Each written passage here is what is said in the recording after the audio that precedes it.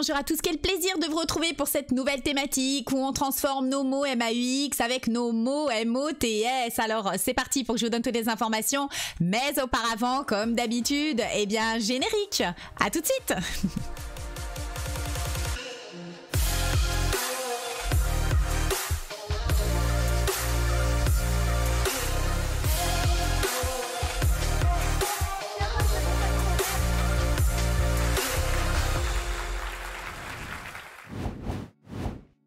Bonjour à tous, mon nom est Karine Ossurdo, je suis thérapeute formatrice en hypnose et fondatrice du programme C'est là, et avec Lucas, mon fils, qui lui est web designer, nous accompagnons des femmes, des hommes, des entrepreneurs, des parents à libérer les éléments de blocage de leur histoire pour enfin être heureux dans leur vie. Alors heureux, vous savez maintenant, c'est une thématique qui nous tient à cœur. C'est pour cette raison que vous pouvez les télécharger, les 3 piliers pour être heureux dans notre vie. Et puis bien sûr, si c'est votre première visite ici sur notre chaîne YouTube, soyez les bienvenus.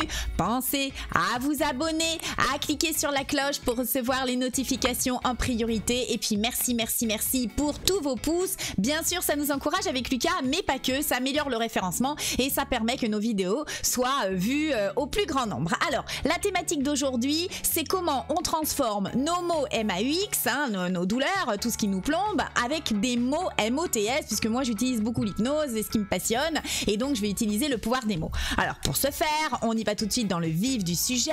De quoi s'agit-il?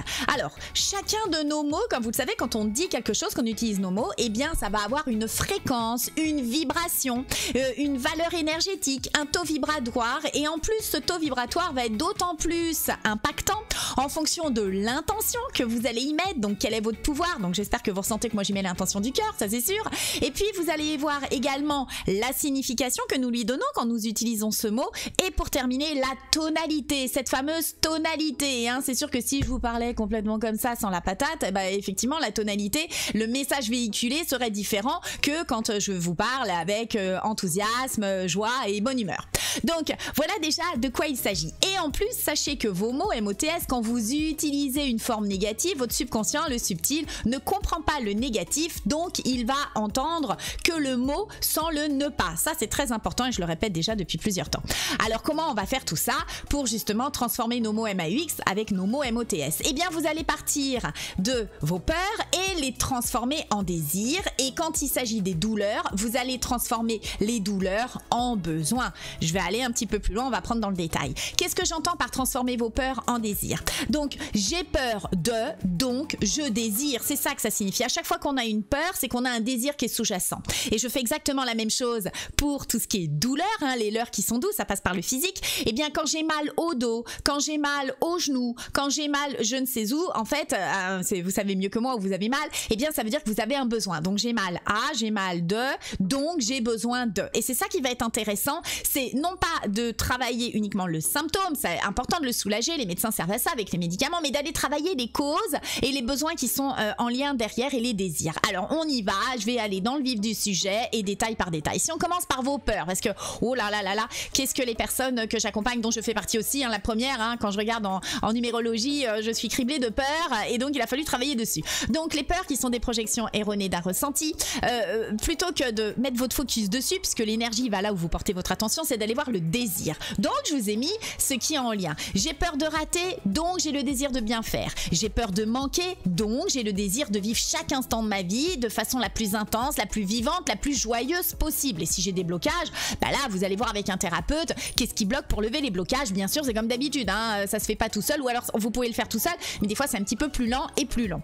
Ensuite, j'ai peur de dire ce que je pense, donc j'ai le désir d'être authentique, d'être compris, accepté. J'ai peur d'être rejeté, donc j'ai le désir d'être en lien. J'ai peur des conflits, donc j'ai le désir d'avoir des relations apaisées ou être en relation privilégiée sur le fait de savoir qui a raison.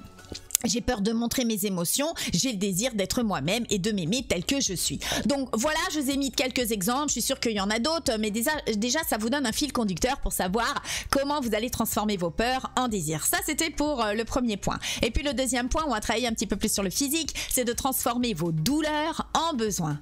Alors c'est parti, on va dans le vif du sujet. J'ai mal au dos, donc j'ai besoin de me ménager des temps de pause, d'aller faire des séances d'ostéopathie. J'ai mal au cœur, donc j'ai besoin de tendresse, de douceur, de sécurité. J'ai mal à la tête, donc j'ai besoin de calme, de clarifier la situation.